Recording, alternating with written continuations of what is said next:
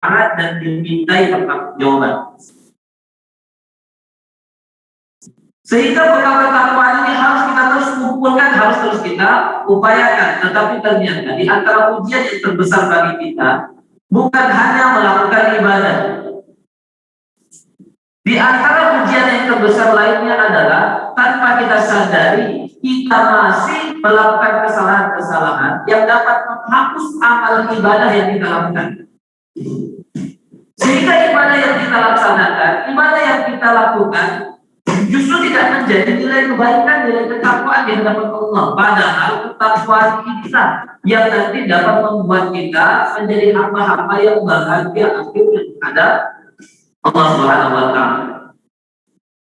Makanya ketika kita misalnya disyariatkan beribadah di bulan Ramadan, Allah mempunyai harapan yang sangat besar bagi kita.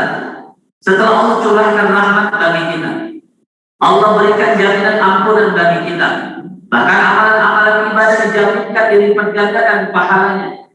Ya, sebagaimana dalam firman-Nya, ya ayyuhalladzina amanu. Allah panggil kita dengan panggilan yang mulia. Wahai orang-orang yang beriman, ini adalah panggilan penghormatan bagi kita sebagai manusia. Karena keimanan inilah yang nanti dapat membuat kita terselamatkan dari semua macam keburukan-keburukan dan di dunia dan di akhirat. Maka Allah itu mengangkat derajat manusia yang membuat kita berbeda dengan yang lainnya. Di antaranya adalah keimanan. Yarfa'illahu alladzina amanu minkum. Allah mengangkat derajat orang-orang yang beriman di antara kalian semua. Diawali oleh Allah dengan panggilan yang mengkhususkan hanya bagi orang-orang yang beriman. Lalu setelahnya ada keharusan bagi kita, ada perintah yang harus kita tunaikan dan lakukan. Kutiba alaikumusiyam. Diwajibkan bagi kalian berpuasa. Berpuasa ini harusnya menjadi bahan yang membuat kita dapat mengevaluasi amal ibadah kita. Yang terkadang karena kenyangnya kita, yang terkadang karena makan harta yang terus menjadi fokus kita di dunia, kita lupa akan hakikat tujuan yang sebenarnya kita dicipta. Bahkan tidak sedikit di antara kita justru tertipu. Kita habiskan waktu kita maksimalkan semua potensi dan energi sebagai manusia hanya untuk mengumpulkan semua yang menjadi syahwat kita di dunia. Sehingga itu justru membuat kita semakin jauh dan menjauhkan diri dari Allah Subhanahu wa Ta'ala. Maka diharuskan bagi kita berpuasa.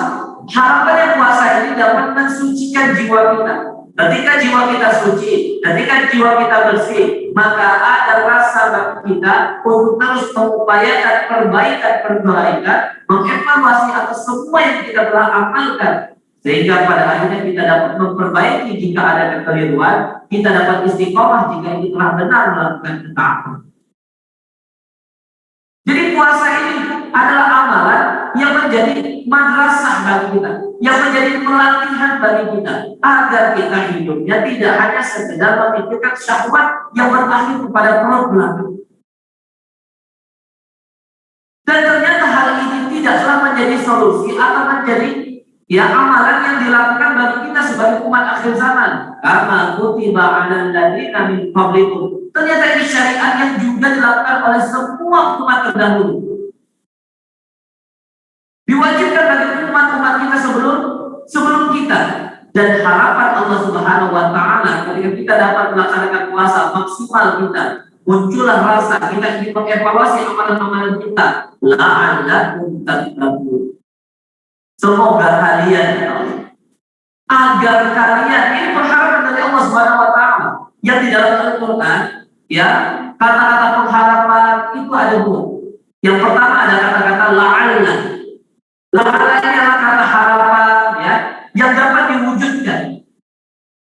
Pengharapan yang dapat diwujudkan. Siapa yang mewujudkan akan menjadi bertakwa? Kalian, kata Allah. Allah sudah berikan jaminan dosa terampuni. Allah sudah akan berikan jaminan pahala dilipat gandakan. Maka kalian yang menentukan, maukah kalian memaksimalkan waktu di bulan Ramadan untuk melakukan amal-amal soleh, sehingga pahala dilipat gandakan, dosanya terampuni. Lalu kalian dengannya menjadi pribadi yang bertakwa. Jadi keputusan akhirnya ada pada kita. Allah karuniakan semuanya bagi kita, tapi ketika kita tidak memaksimalkannya, maka tidak menjadi pribadi yang bertakwa. La'allakum tattaqun. Sedangkan pengharapan yang kedua, laita. Dalam Al-Quran, laita ini mengarah kepada penyesalan. Karena memang perbuatan itu dilakukan pada waktu yang tidak mungkin lagi dilakukan. Ketika itu ada orang yang meninggal, menyanyiakan hidupnya, menyanyiakan perkumpulannya dengan orang soleh, menyanyiakan waktunya, tidak pernah beramal soleh, bersedekah, maka dia ketika sudah meninggal, minta mohon kepada Allah dibangkitkan kembali, berharap dapat diberikan kesempatan pulang, tetapi penyesalan atau harapan yang tidak dapat diwujudkan. Makanya jangan sampai kata la'allakum tattaqun, yaitu kita diarahkan untuk memaksimalkan bulan Ramadan agar kita dapat beramal, agar kita dapat puasa, agar kita dapat sholat, agar kita dapat berzikir, dapat beribadah dan sebagainya. Justru kita tidak manfaatkan sehingga pengharapannya nanti berakhir kepada lain.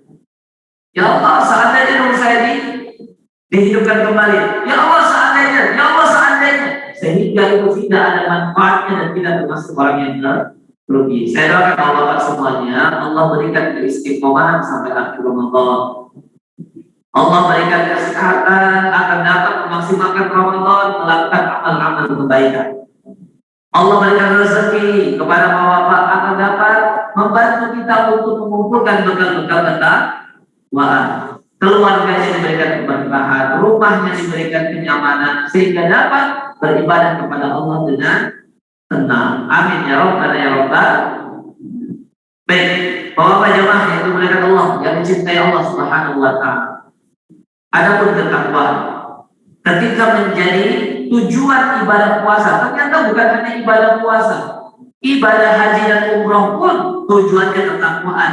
Bahkan setiap hari Jumat, ketika kita sebagai seorang muslim yang sehat, yang balik, yang berakal, maka kita diwajibkan untuk melaksanakan sholat Jumat. Ketika kita melaksanakan sholat Jumat, kita mendengarkan ada satu wasiat dari khatib yang kalau tidak disampaikan, maka ibadah Jumat itu tidak sah, yaitu wasiat ketakwaan. Ternyata Allah sudah lebih dulu sebelum Ramadan ini banyak sekali syariat yang Allah telah hadirkan kepada kita. Kalau kita melakukannya, harapannya dan tujuannya menjadi pribadi yang takut, pribadi yang takwa kepada Allah Subhanahu wa Ta'ala. Ada bekal. Lalu pertanyaannya, apa hakikatnya? Mengapa sedemikian penting nilai ketakwaan sehingga Allah lipat gandakan kebaikan di bulan Ramadan?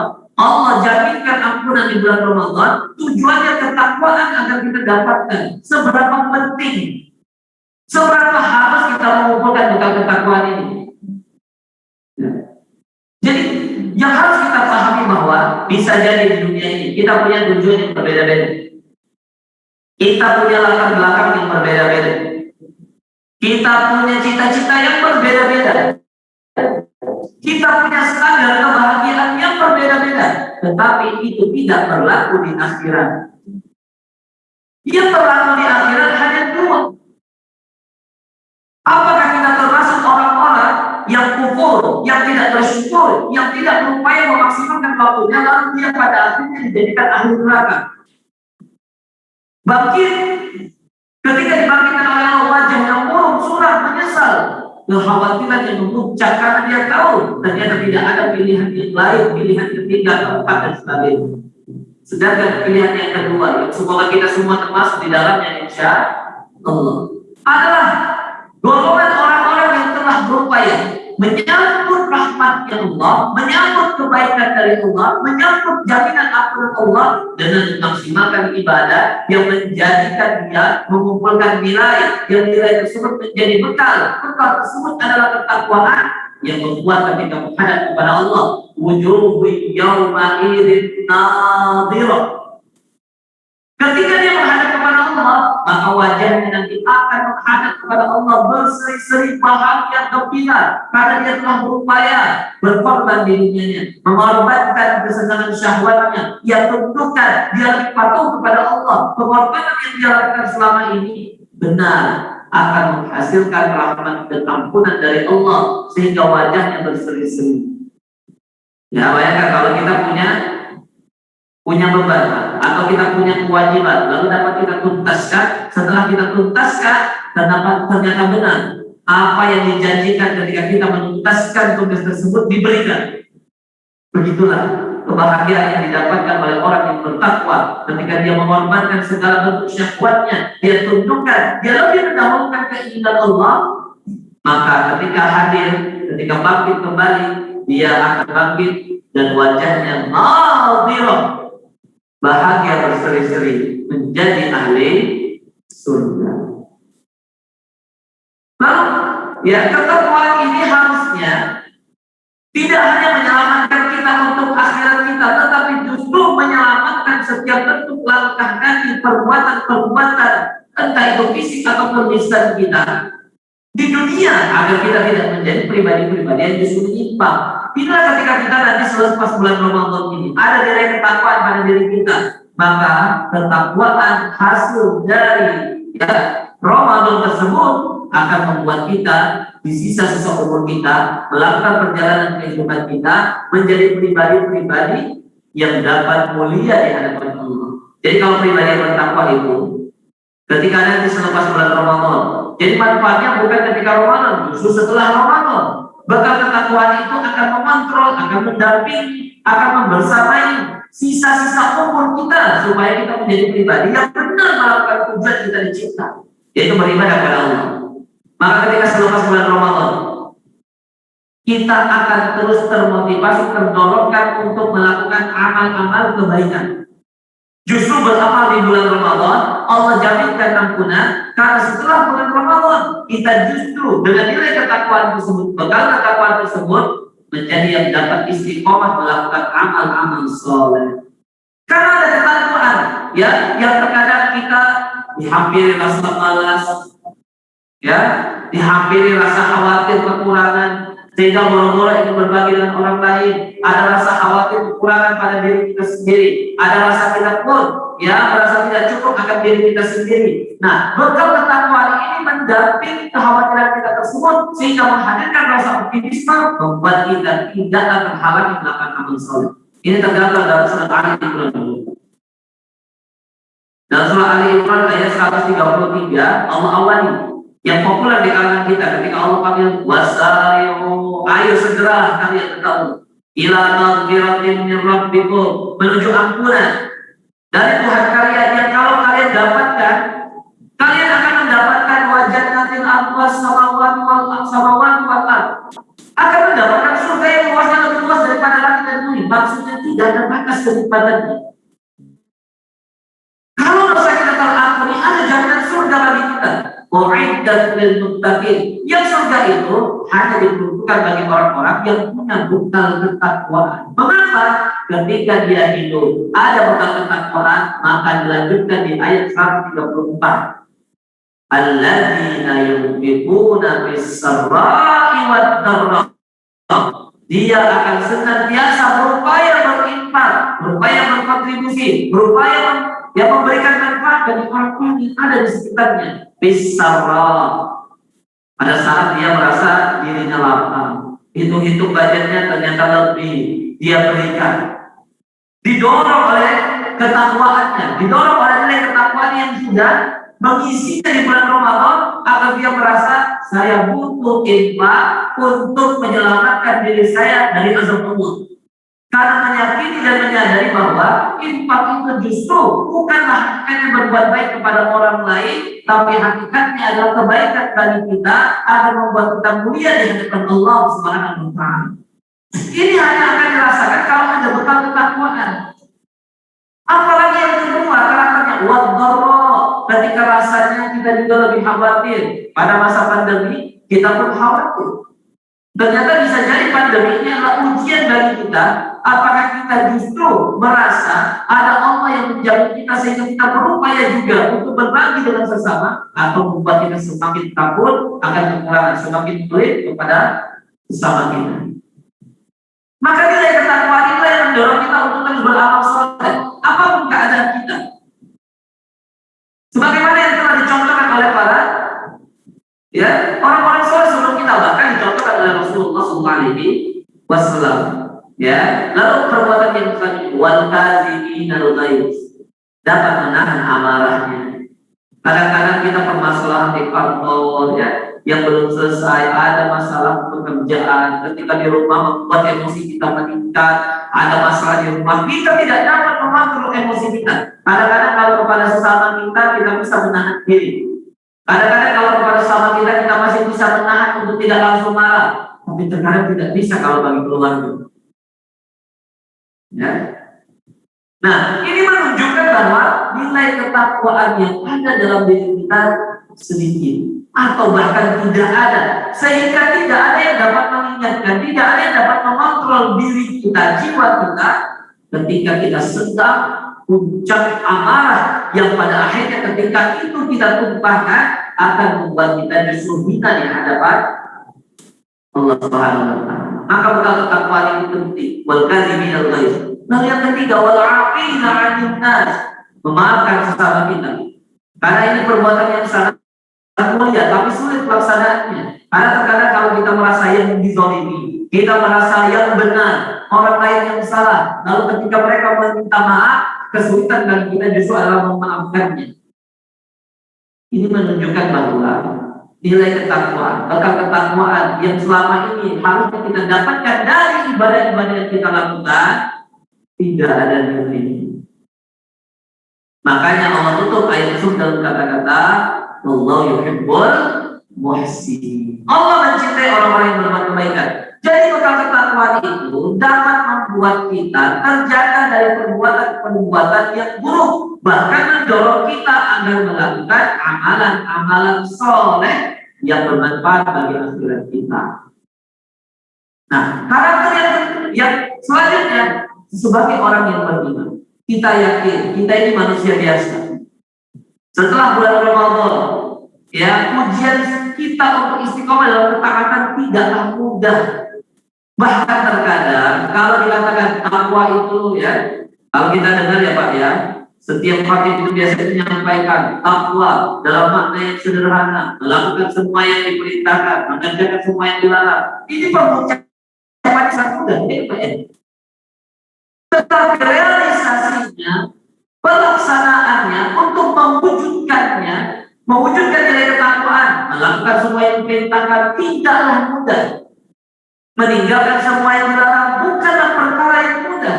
Bahkan terkadang ketika kita diperintahkan untuk melakukan amalan, justru banyak melenceng, meninggalkannya. Atau ketika kita dilarang untuk melakukan satu hal yang membuat diri kita hina di hadapan Allah, justru kita melakukan. Maka karena kita sadar kita manusia nggak bakal terhindarkan dari semua jenis kesalahan dan kekeliruan, ya, sehingga kita harus mempunyai bekal ketakwaan. Kenapa? Karena bekal ketakwaan itulah yang kalau kita berbuat salah, kalau kita silap sebagai manusia, kalau kita maksiat sebagai insan yang lemah, tetapi dorongan kita untuk mengakui, dorongan kita untuk memperbaiki kesalahan tersebut, mengakhirinya dengan istighfar dan taubat kepada Allah, hanya bekal ketakwaan. Sehingga di ayat 135 dikatakan oleh Allah, walladzina idza fa'alu, dan orang-orang yang jika dia berbuat apa yang dia lakukan, fahisyatan, keburukan, kemaksiatan, kekeliruan. Karena sebagai manusia tidak mungkin kita terhindarkan. Pasti kita akan salah, pasti kita akan lupa, pasti kita akan silap. Tetapi orang yang bertakwa bukan berarti dia tidak pernah salah, Pak. Bukan berarti dia tidak pernah bukan berarti dia tidak pernah masuk dalam kemaksiatan. Tetapi ketika dia melakukan maksiat, atau dia zalim terhadap dirinya sendiri, nilai ketakwaannya itu mendorong dia zakarullah, ingat kepada Allah. Lalu apa yang dilakukannya? Terhadap kesalahan yang dia lakukan sebagai manusia yang tidak bisa terhindarkan darinya, fastaghfiru li dzunubihi, dia minta ampunan, beristighfar kepada Allah. Makanya terkadang kita itu jarang istighfar selama ini, jarang taubat selama ini. Mengapa? Karena kita merasa tidak salah. Kalau kita terang-terang melakukan kesalahan, tidak terdorongkan untuk mengakui kesalahan dan beristighfar serta taubat kepada Allah. Alasannya apa? Ustaz, saya taubat sekarang, besok pulang lagi gitu. Ya. Padahal nilai ketakwaan itu menjelaskan kepada kita, orang yang bertakwa itu bukan berarti dia tidak salah, bukan berarti dia tidak silap, bukan berarti dia tidak berdosa. Pasti salah, pasti berdosa. Tapi bedanya ketika dia punya bekal ketakwaan dari hasil upayanya memaksimalkan bulan Ramadan, membuat dirinya terdorong untuk mengakui kesalahan tersebut dan mengiringi kesalahan tersebut dengan istighfar. Ya, terulangi salah, diulangi istighfar, terulangi maksiat, terulangi taubat kepada Allah. Makanya Rasulullah dalam hadis riwayat Imam Muslim mengatakan begini, ayuhan nas, wahai kalian manusia, ya, tubu ilallah, taubatlah kalian kepada Allah.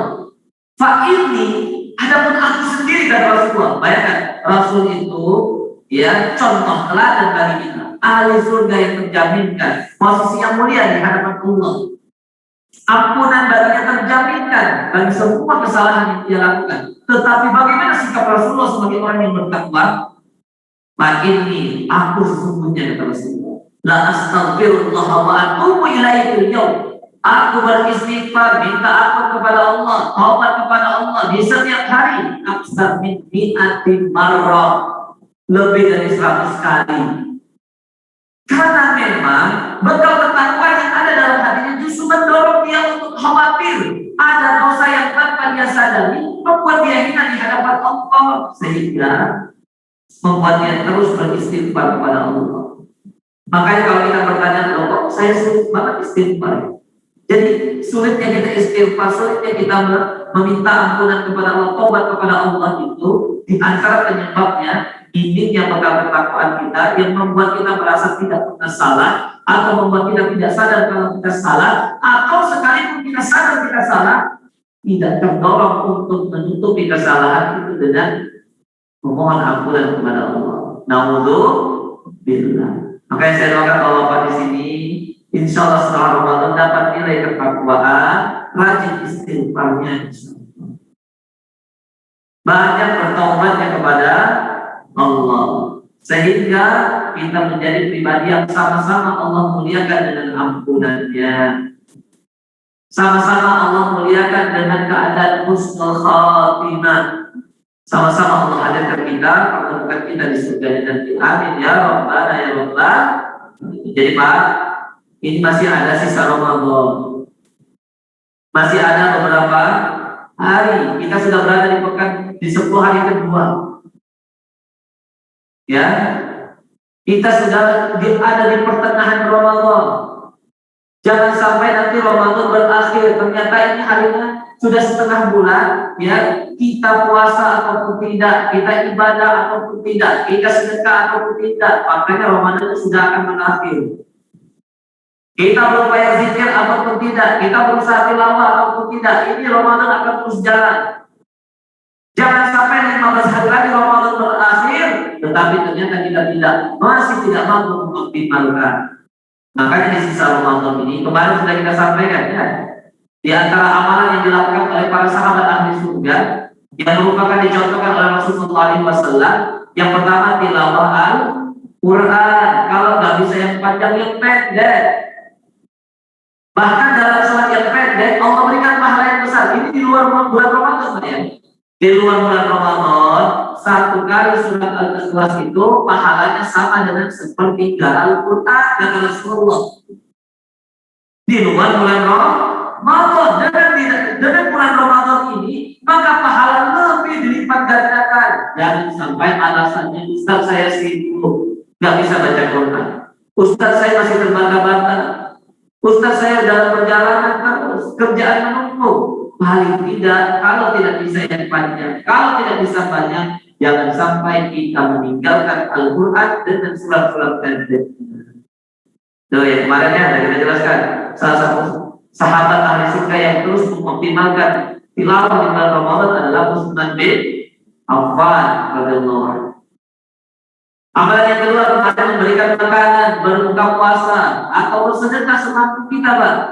Kalau kita memang mampunya 5.000 ya 5.000. Ya, jangan sampai kita digoda untuk banyak sehingga kita menunda amal-amal soleh. Nah, saya nabung kalau udah 1 juta baru saya infakkan. Masalahnya kalau udah terkumpul 1 juta, godaannya beda lagi. Godaannya beda, minta beli baju. Karena itu kalau kita punya 2.000, kalau kita punya 1.000, Allah tidak memuliakan berdasarkan jumlahnya, tapi Allah memuliakan berdasarkan kemampuan kita untuk mengoptimalkan apa yang kita punya beribadah di dalam Allah. Maka dalam sebuah hadis itu dikatakan itu ya, kata Rasulullah, ada keadaan 1 dirham lebih utama, lebih baik, lebih besar kebaikannya dibandingkan 12.000 dirham. Ya, sama kayak kita logikanya. Ada satu kesempatan 5.000 lebih baik daripada 5 juta misalnya. Wah, kita bilang kok bisa 5.000 lebih baik, 5.000 lebih utama, 5.000 lebih berharga dibandingkan 5 juta. Kan nggak bisa gitu ya, secara logika. Kata Rasulullah, ada orang punya uang hanya 2 dirham. Ya, dia punya uang 2 dirham, 1 dirhamnya untuk dirinya, 1 dirhamnya untuk dia sedekahkan. Itu pahalanya lebih besar dibandingkan pada orang yang dia hartanya melimpah, hartanya banyak, dari tumpukan hartanya itu dia infakkan 12.000 dirham. Secara logika 12.000 dirham lebih besar dibandingkan 1 dirham. Tapi Allah la yukallifu nafsan illa ma ataha.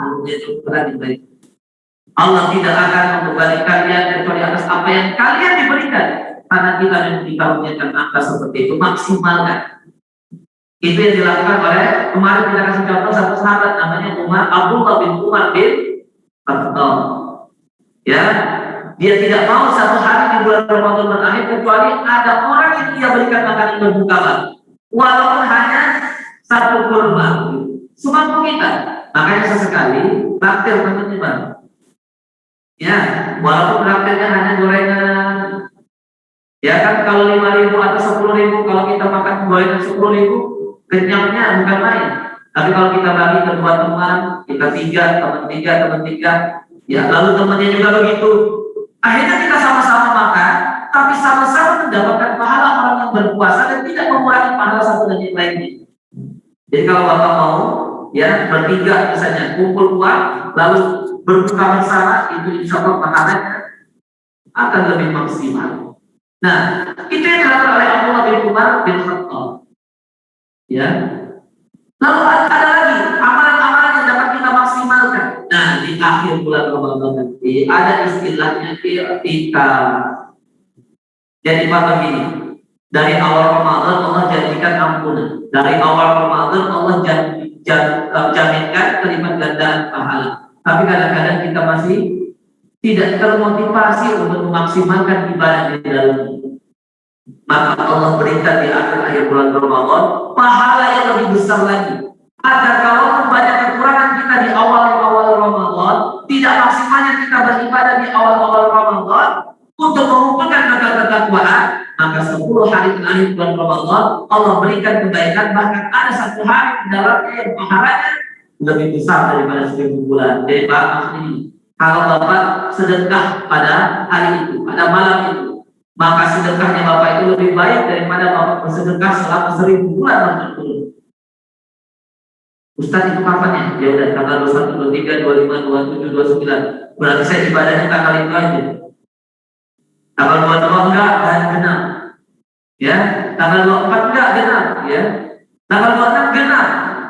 Ini kekeliruan. Justru maksudnya ketika Allah tidak pastikan kapan terjadinya, agar kita khawatir kalau tidak dapat, sehingga kita lebih baik beramal di 10 hari terakhir Ramadan, sedekah terus di 10 hari terakhir Ramadan, tilawah Quran terus di setiap hari di 10 terakhir Ramadan.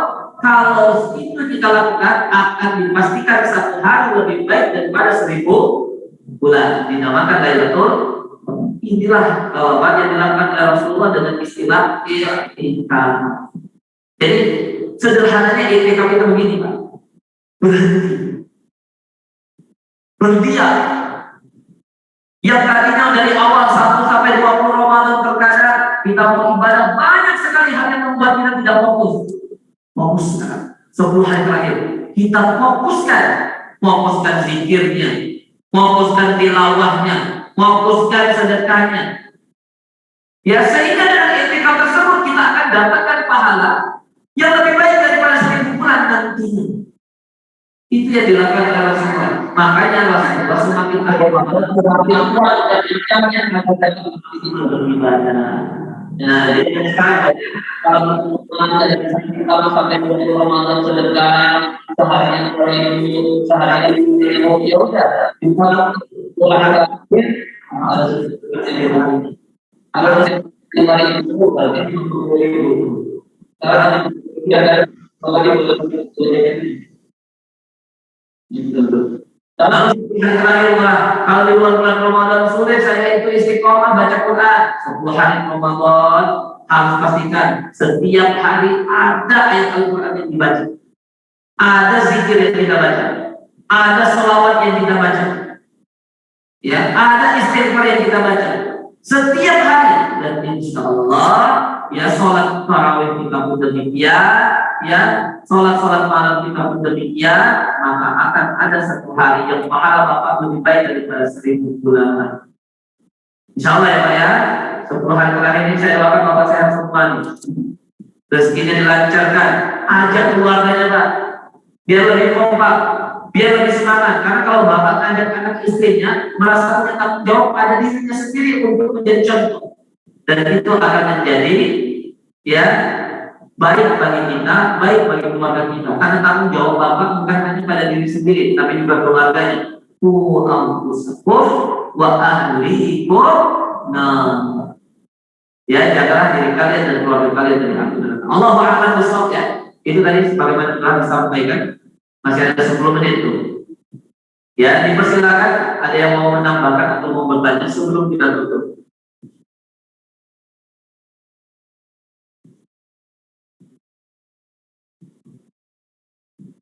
Baik, silakan. Waalaikumsalam. Bolehkah kita diri pada orang lain nanti yang baik, wah ya amalnya banyak, dan kayaknya terus boleh beramal yang lain nggak kita? Kalau kita punya harta banyak, misalnya kita diberkahin atau ditumpangin, boleh nggak gitu? Itu aja Pak pertanyaan. Baik, dalam hati kita itu ada yang dinamakan hasad, yang diartikan dengan iri tadi. Nah, iri ini terbagi. Ada yang iri atau hasad yang menjadi sumber dosa bagi kita. Nah, dan di antara karakternya adalah iri kita akan sesuatu yang dimiliki oleh orang lain dan kita ingin pertama kenikmatan tersebut yang ada padanya hilang dari dia. Kedua, kenikmatan yang dia punya kita ingin berpindah kepada kita. Ya. Ketiga, kita hanya ingin kenikmatan ini hilang darinya, sekalipun tidak berpindah kepada kita. Yang penting dia celaka, gitu. Ada. Nah, ini keirian yang nilainya dosa di hadapan Allah. Maksud saya ini Iya. Yang baik gitu Pak. Iya, makanya saya awali dari itu. Ya, saya awali dari itu. Yang selanjutnya ada iri yang terpuji. Ada satu hal yang dapat justru menjadi motivasi bagi kita. Ketika yang tadi itu kita berharap kenikmatan yang terdapat pada orang lain itu hilang, berpindah kepada kita atau tidak sekalipun yang penting hilang, itu menyebabkan dosa. Tapi ada satu hal yang justru dapat mendorong kita untuk mengevaluasi diri, memperbaiki diri kita, dan itu menjadi sumber kebaikan. Salah satunya adalah ini dengan orang soleh akan kesolehannya. Sehingga ketika kita melihat, ya Allah pribadi ini soleh, ya saya juga ingin menjadi seperti dia. Pribadi ini baik, saya juga berusaha ini seperti dia. Ini justru dicontohkan oleh para sahabat Rasulullah SAW. Kita mengenal Pak ya, ada nama sahabat Umar bin Khattab. Insya Allah kita kenal semua, ya kan? Amirul Mukminin yang kedua. yang sangat dicintai oleh Rasulullah SAW. Bahkan Islamnya Umar itu doanya Rasulullah. Dalam satu ketika Rasulullah SAW mengarahkan kaum muslimin untuk berinfak di jalan Allah, Umar bilang gini, Pak, iri dengan Abu Bakar. Abu Bakar ini selalu unggul dibandingkan saya. Duluan beriman, duluan beramal soleh, bahkan pujian ayat Al-Quran diturunkan kepadanya karena membebaskan para budak yang menjadi golongan kaum muslimin ketika disiksa oleh kafir Quraisy. Kan gitu. Kali ini saya kalahkan dia. Ada rasa ingin mengungguli sahabatnya, tidaklah berkeinginan buruk bagi sahabatnya, tapi kebaikan Abu Bakar justru memotivasi dia agar dia dapat lebih baik sebagai pribadi dan lebih baik dari yang lainnya. Astagfirullah. Lalu Umar bin Khattab saat itu, Pak, mengambil setengah harta yang dia miliki. Dia bawa kepada Rasulullah, maka dia infakkan di jalan Allah Subhanahu wa taala. Lalu Rasulullah bertanya, "Ya Umar, ma abaqa li ahli?" Wahai Umar, apa yang kamu sisakan untuk keluargamu? Nisbahu, mislahu ya Rasulullah. Ya sama seperti itu jumlahnya, maksudnya. Jadi sejumlah itu diinfakkan, sejumlah itu pula disisakan untuk keluarga. Dan dia merasa, insya Allah kali ini saya unggul dibandingkan Abu Bakar. Karena selama ini dia merasa terus kalah oleh Abu Bakar, dan dia tetap menjadikan Abu Bakar sebagai ukuran untuk terus memperbaiki dirinya. Gitu. Ya, jadi dia ada semacam profil orang yang dia ingin contoh kebaikannya, bahkan berupaya ingin mengunggulinya tanpa berniat mencelakai, tapi terus mencontoh kebaikan. Ya, ternyata Abu Bakar datang. Lalu ditanya oleh Rasulullah, Abu Bakar datang berinfak, ya. Ditanya oleh Rasul, ya Abu Bakar, wahai Abu Bakar, apa yang kali ahli? Apa yang kau sisakan untuk keluargamu? Allah wa Rasul, hanya Allah dan Rasul. Ternyata kalau Umar setengah harta yang dia miliki, Abu Bakar menginfakkan seluruhnya. Langsung Umar dengan mata berkaca-kaca memegang pundak Abu Bakar dan mengatakan, demi Allah ya Abu Bakar, saya tidak akan pernah dapat mengalahkanmu, mengunggulimu satu kali itu. Ini Bapak-Bapak yang mengatakan Allah, simpulannya sangat diperbolehkan. Untuk ibadah kita lihat orang yang soleh, Pak. Kita lihat orang yang soleh, ya. Paling tidak, ketika kita tidak mampu mengungguli mereka, tapi tetap kita jadikan apa yang mereka jalani, apa yang mereka lakukan itu sebagai motivasi bagi kita. Justru bukan berarti karena kita soleh, kita berteman, bersahabat, melihat orang soleh, tapi karena kita ingin terus mencontoh, melihat, menilai, karena kita ada rasa iri yang ingin membuat kita paling tidak dapat mendorong kita untuk melakukan kebaikan yang sama. Jadi itu yang dilakukan. Jadi itu poinnya diperbolehkan. Jadi itu bukan ini keburukan, tapi justru adalah hal yang mendorong kita untuk terus beramal baik. Baik, ya. Yang kedua tadi apa, Pak? Oh ya, yang beranak. Iya. Dalam Islam itu sebenarnya bahkan ada yang diistilahkan dengan nazar, janji. Dan itu diperbolehkan. Bahkan disyariatkan. Bapak berkeinginan, ya Allah, seandainya tabungan saya nanti cukup, gitu ya, lalu saya diberikan kesehatan, keluarga saya diberikan kebaikan, ya, yang tidak mengurangi tabungan tadi maksudnya kan. Dan kalau keluarganya sakit, akhirnya tabungannya berkurang, gitu ya. Saya akan berinfak, berwakaf dan sebagainya. Bolehkah itu? Boleh. Ya, itu bahkan dianjurkan untuk mendorong kita, memotivasi kita melakukan amal kebaikan, Bapak berkeinginan dan bercita-cita, ya Allah, nanti seandainya umur saya masih punya, lalu saya diberikan kesehatan, ya, saya ingin terus menjadi bagian dari rumahmu, ingin jadi marmotnya, ingin berupaya membersihkannya. Kalau saya pensiun, saya ingin tetap berkontribusi di masjidnya. Atau berandai-andai, ya Allah, kalau saya nanti punya rezeki, saya khawatirkan punya lebih, saya ingin bersedekah di jalan. Boleh itu? Sangat dianjurkan. Makanya di antara arahan, saya dulu punya kiai. Kiai saya itu katanya, nggak usah kalian berdoa untuk kaya, nggak usah. Tapi kalian berdoalah, memohonlah kepada Allah agar kalian dapat melaksanakan amal ibadah yang hanya bisa dilakukan dengan harta. Contoh, ya Allah, jadikanlah aku termasuk yang dapat membayar zakat. Zakat harta maksudnya Pak ya. Kan zakat harta itu bisa kan kita lakukan kalau kita hartanya tidak mencapai nisab? Nggak bisa. Apakah mungkin kita bayar zakat kalau kita nggak punya harta? Nggak bisa Pak. Beda zakat fitrah dengan zakat harta. Maka ketika kita memohon, ya Allah, jadikanlah aku termasuk yang membayar zakat. Itu adalah cita-cita yang justru ya adalah kebaikan bagi kita dunia dan di akhirat. Dan apakah itu diperbuat itu? Ya, berkeinginan dan dalam niat yang baik, dalam cita-cita yang baik, itu sudah dicatat pahala. Ketika kita wujudkan niat tersebut, kita lakukan niat tersebut, berpahala lagi. Itulah bedanya dengan berniat buruk, Pak. Ini maha baiknya Allah. Kalau berniat buruk, baru niat, baru dicatat dosanya.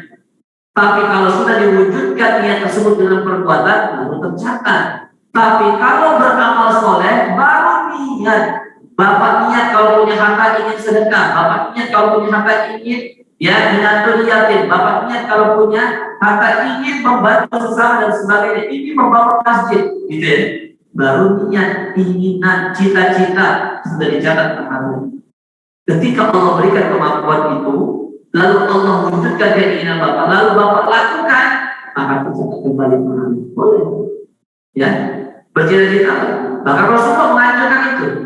Mengarahkan dengan banyak sekali hadis.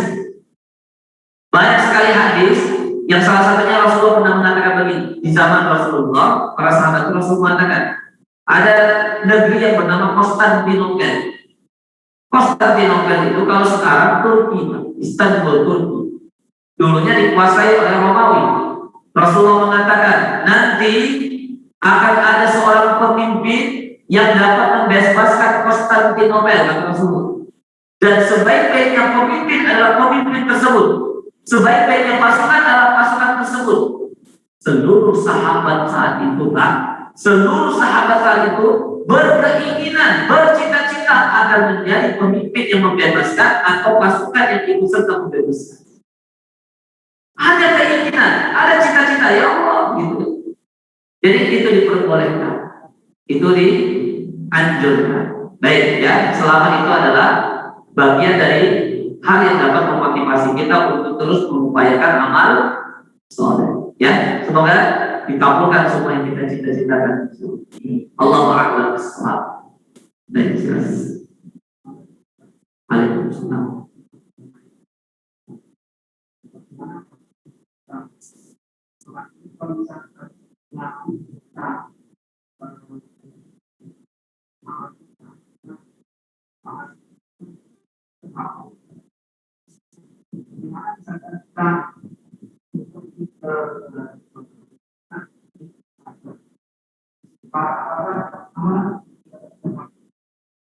Baik, alhamdulillah wassalatu ala rasulillah. Yang pertama, ujub itu ya atau sombong atau merasa lebih ya atas yang apa yang kita lakukan. Kita sholat, merasa sholat kita lebih baik dibandingkan yang lainnya, merasa lebih benar dibandingkan yang lain. Padahal kan tidak ada nilainya. Kalau hanya mengharapkan pandangan orang lain, cukuplah Allah yang maha menilai. Itu saatnya. Nah, benar kata Bapak tadi, amal buruk itu menghapus amal soleh nilainya. Nah, tetapi ketika kita akhirnya kita tutup, kita hapus ya, ujub tersebut atau maksiat yang lainnya tersebut dengan istighfar dan bertobat kepada Allah, maka Allah sempurnakan pahala amal soleh tadi, tidak terhapus. Ya, makanya ketika kita biasanya diajarkan oleh para ulama setelah sholat kita diajarkan untuk apa ya? Istighfar, Pak. Karena kita tidak tahu, bisa jadi ketika kita melakukan sholat tadi ada saja rasa hati kita yang membuat nilai sholatnya berkurang. Ada saja waswasatus syaitan yang membuat hati kita menjadi tidak khusyuk. Ada saja misalnya amalan-amalan yang pekerjaan-pekerjaan yang sebelum kita melakukan sholat yang membuat kita pikirannya bercabang sehingga pahala sholat kita menjadi tidak sempurna itu kesalahan akan terhapuskan ketika Assalamualaikum warahmatullah, Assalamualaikum warahmatullah. Setelah salam kita ucapkan pertama kali apa Pak? Astagfirullahaladzim. Pahalanya akan Allah tetap berikan, akan Allah lipat gandakan karena kesalahan tadi yang sudah kita lakukan yang seyogyanya dapat menghapus pahala kita tutup dengan istighfar. Beristighfar. Ini yang diajarkan oleh Rasulullah. Makanya Rasulullah bahkan ya setiap kali ibadah-ibadah, bahkan Pak sebenarnya jaminan ampunan dosa-dosa kita itu dalam setiap amalan. Bapak pakai baju aja, kita pakai baju, tapi tidak sekedar pakai baju, Pak. Ada doanya. Nah, misalnya doanya, Alhamdulillahilladzi kasani. Segala puji bagi Allah yang memberikan saya memakaikan pakaian ini.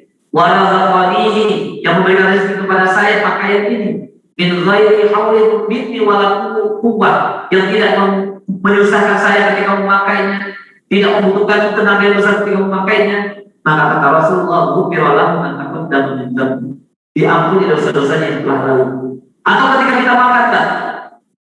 Ketika kita makan, lalu ada doa, Alhamdulillahilladzi an'amani wa saqani, dan wa ja'alani minal muslimin. Itu pun dapat menghapuskan dosa kita yang telah lalu.